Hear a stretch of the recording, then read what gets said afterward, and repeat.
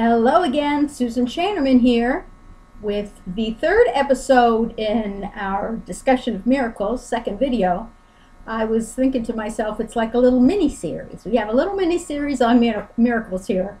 And I think part of the truth is that I've been writing my blog daily for 52 or 3 days, and 30 some of those days I was writing doing some writing for someone else, so I'm pretty well write it out, if you will.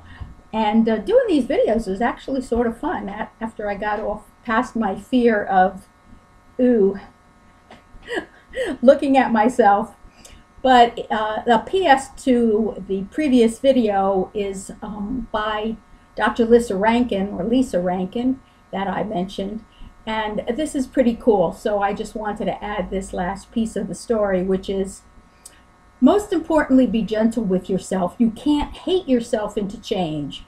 You can't shame yourself into change. It just doesn't work.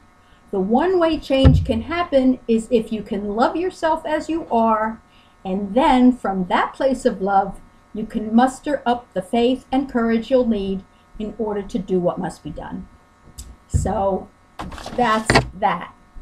Next thing I wanted to do, which is still in keeping with what I've been writing and talking about, is, remember show and tell?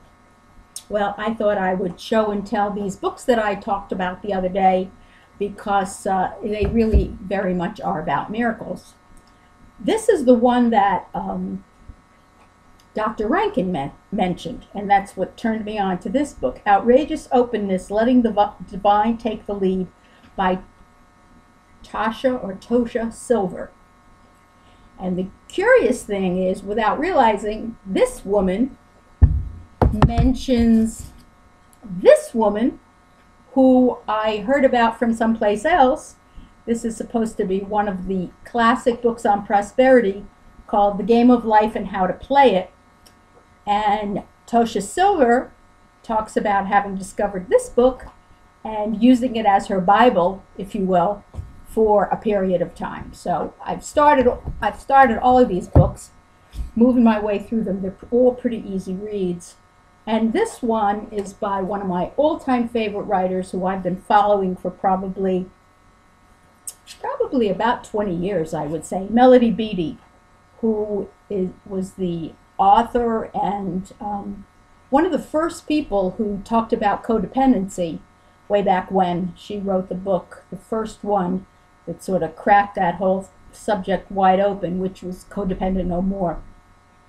But this one is Make Miracles in 40 Days, Turning What You Have into What You Want. And her books really have been my Bibles through all the years of whatever growth, challenge, ups, downs, ins and outs, and so on and so forth. So, not that I'm for any other reason than to share with you what I'm doing and what has worked for me in the past and what seems to be working for me in the present. This one about Tosha Silver, this to me is very miraculous, because it's all about letting go and totally trusting the process of life. And that's, to me, a lot about what miracles is about. Also, synchronicity, which I've talked about many times before. I've written a number of blog posts about it. And when things start to overlap like that, and